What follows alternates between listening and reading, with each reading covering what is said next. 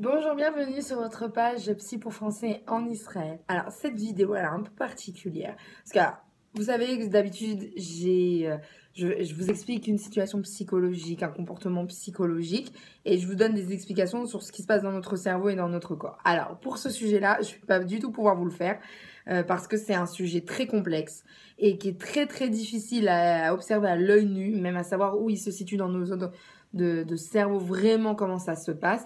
C'est le sujet sur l'intelligence et précisément l'intelligence émotionnelle. Alors juste un tout petit résumé de ce que c'est l'intelligence. Déjà, il faut que vous essayiez de comprendre que c'est très compliqué à définir l'intelligence. C'est un sujet hyper vaste. Donc c'est pour ça que c'est compliqué à vous le définir au niveau du cerveau.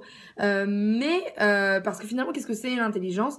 C'est vaste et on va prendre deux exemples comme quelqu'un comme Einstein ou Mozart qui étaient vraiment deux génies, mais sur deux sujets totalement différents. Je pense pas que Mozart était très bon dans la physique et je pense pas que Einstein était très bon dans la musique. Mais pour l'instant, ça reste deux personnes très intelligentes. Donc voilà, c'est très complexe l'intelligence à comprendre. Il y a un test de QI qui existe, mais en fait, il va mesurer seulement la logique, le langage et la mémoire. Et pendant des années, on s'est un petit peu fié à ce test en disant bon bah voilà, c'est le test, il donne une note sur 200.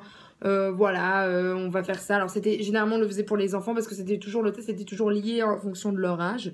Mais finalement, on s'est rendu compte que ce test a réellement une limite. Et comment on s'est rendu compte? Parce qu'en fait, on a vu qu'il n'y avait pas réellement de lien entre ceux qui avaient une très bonne note à ce test-là et qui réussissaient leur vie.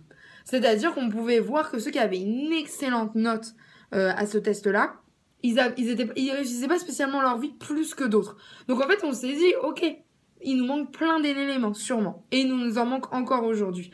Mais alors, il y a en 1990 un psychologue qui s'appelle Daniel Goleman et qui justement, alors lui, il a trouvé l'intelligence émotionnelle.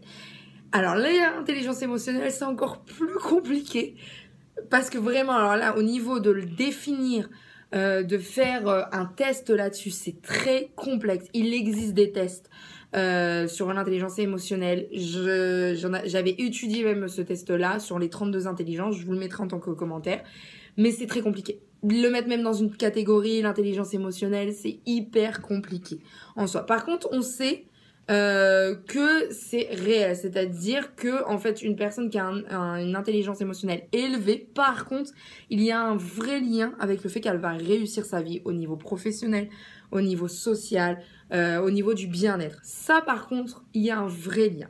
Alors, l'intelligence émotionnelle, c'est surtout sur le comportement envers soi-même, le comportement envers les autres et sur la vision qu'on a de voir notre environnement.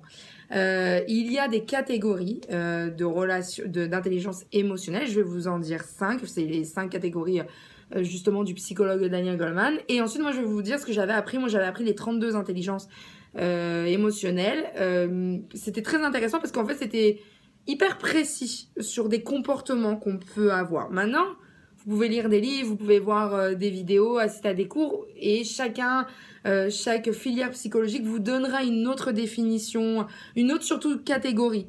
Mais c'est toujours intéressant de comprendre ce que c'est l'intelligence émotionnelle. Parce qu'en fait, quand on comprend ce que c'est, on arrive à voir là où on est fort. Et là, justement, on a une intelligence émotionnelle plus basse en fonction des catégories et sur quoi on peut travailler. Parce qu'en fait, la bonne nouvelle, c'est que l'intelligence émotionnelle, si vous n'êtes pas bon dans un sujet, c'est pas grave, vous pouvez travailler là-dessus. C'est assez maniable. Donc, les 5 catégories en premier. Alors, la première catégorie, c'est justement la conscience de soi. Le fait de comprendre ses émotions, d'être conscient qu'à ce moment-là, je suis en colère, d'être conscient qu'à ce moment-là, je suis triste, de vraiment comprendre, se comprendre soi-même. Le deuxième, c'est la gestion de ses émotions, savoir gérer ses émotions. Ça ne veut pas dire les taire.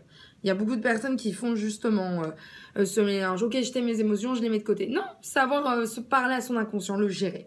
Le troisième, c'est sur l'empathie. C'est-à-dire avoir de l'empathie pour l'autre. Ça va être surtout sur les autres. Comprendre les autres. Ça ne veut pas dire accepter tout de leur part, mais en fait comprendre la philosophie d'une personne, sa vision des choses, où elle est née, pourquoi elle pense de cette façon-là, c'est quoi son éducation. Ensuite, ça va être sur le côté positif. C'est avoir des pensées positives, s'emmener vers l'eau, justement, être très positif. Et le dernier, c'est savoir parler aux autres. Alors ça, on peut le voir, les gens qui ont finalement ouvert des grandes entreprises et qui ont réussi, ils savaient parler aux autres personnes. Il savait se faire comprendre par les autres. Et que les autres, finalement, à travailler ensemble. Donc ça, c'est vraiment les 5 catégories. Moi, ce que je vais vous parler, c'est les 32 intelligences émotionnelles que j'avais étudiées. Alors, je ne vais pas vous en parler des 32 parce que là, on a besoin d'une vidéo minimum d'1 heure. Mais je vais vous en parler de 4 qui sont dans les catégories des 5 niveaux intelligence émotionnelle. Je vais vous en parler 4. Alors, pourquoi j'ai pris ces 4 intelligences émotionnelles? Parce que, en fait, je me souviens quand je les avais étudiées en cours, je m'étais dit, en fait, je trouve que ces intelligences émotionnelles sont intéressantes lorsqu'on veut réussir un ALIA. J'avais trouvé qu'il y avait un lien avec l'ALIA. Vous allez me dire ce que vous en pensez. Et je vous demande d'écrire en commentaire, vous, personnellement, comme vous avez fait votre ALIA, sur quelle intelligence émotionnelle vous êtes doué, vous pensez être élevé, et sur quelle intelligence émotionnelle là-dessus, vous pensez être un petit peu plus bas. Alors, la première, c'est justement l'intelligence émotionnelle du fait de, on appelle ça le khofshi, la liberté. En fait, de comprendre que tout est un vide. Alors, un vide, mais d'une façon positive. C'est-à-dire que tout est possible. Face à vous, vous avez 1000 portes. Et en fait, la force d'une personne, lorsqu'elle sait ça, c'est de la choisir, cette porte-là. C'est pas d'être dépassé et de se dire, j'ai 1000 possibilités, donc j'en choisis aucune parce que j'ai peur d'en choisir une. C'est de dire, ok, j'ai 1000 possibilités, je vais réfléchir, laquelle est la meilleure pour moi, et je vais y aller. Et ça, c'est vraiment une force qui peut justement aider une personne lorsqu'elle fait son ALIA. La deuxième, c'est justement, on appelle ça le fait de se gouverner. Alors, vous allez me dire que c'est quoi le lien? En fait, c'est le fait d'apprendre, de se dire, ok, moi je fais mon maximum. Maintenant, il y a des choses autour de moi qui sont pas liées qu'à moi, c'est-à-dire qui sont pas sous mon contrôle. Je peux pas tout contrôler. Je fais moi ce que je dois faire et ensuite, je lâche prise. Et tout ce qui doit se passer, ça se passera. Et on fera avec. Et c'est un peu ça l'ALIA. Vous faites votre maximum, vous apprenez l'hébreu, vous faites ça. Mais bon, il y a des choses qui sont hors contrôle de vous. Et parfois, il faut accepter, et ça aide d'accepter la mentalité israélienne. Des fois, on l'aime moins bien, mais on peut rien faire. Elle est comme elle est. Donc, on fait notre maximum, mais bon, ce qui est en fait. Et c'est une très grande force émotionnelle parce que finalement, on apprend à se gérer émotionnellement et à accepter aussi les autres. Ensuite, troisièmement, c'est les pensées. Alors, les pensées, c'est quelque chose de très fort. Il y a un monde entre ce que vous pensez et la réalité. Et quand la personne, elle comprend ça, mais qu'elle comprend que finalement, sa pensée peut influencer la réalité, c'est quelque chose de très fort. Je vous donne un exemple. Moi, j'ai des personnes, des patients à moi, quand ils font leur ALIA, ils me disent, voilà, moi avant, en France, j'avais un très bon travail. Bon, maintenant, ici en Israël, c'est trop compliqué de reprendre le travail. Faut faire les équivalents, c'est pas la même langue, c'est pas la même mentalité, je vais pas y arriver. Ok, donc en fait, la personne, elle transforme sa pensée en sa réalité. Non, vous pouvez vous dire, bon, ça va être peut-être difficile d'être aussi réel, mais aussi dire, je vais y arriver. Et si j'ai décidé d'y arriver, alors ça va marcher. Et ça, c'est vraiment une force, une très forte intelligence émotionnelle. Et la dernière, c'est peut-être ma préférée, parce que je trouve que c'est la plus dure. C'est le fait d'accepter ses erreurs. On appelle ça le chemin. Et de ne pas avoir peur de retourner en arrière. Lorsqu'on fait son ALIA, on fait plein d'erreurs. On prend plein de chemins différents parce qu'on ne sait pas au début. On est comme un enfant. C'est comme une nouvelle naissance. Et en fait, c'est pas grave. On va jusqu'au bout du chemin. Mais c'est bien des fois de se dire, ok, d'être réaliste et de dire, le chemin, il me convient pas.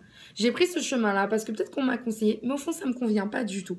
Et en fait, c'est une force de revenir en arrière et d'apprendre, de pas être, ok, je suis pas arrivée, je suis nulle, ça sert à rien, j'ai perdu du temps. Non, vous perdez jamais de temps. Sachez une chose, que toutes les erreurs au monde seront bien plus forts que les meilleurs professeurs dans votre vie que vous pourriez avoir, que les théories les plus incroyables que vous pourriez apprendre.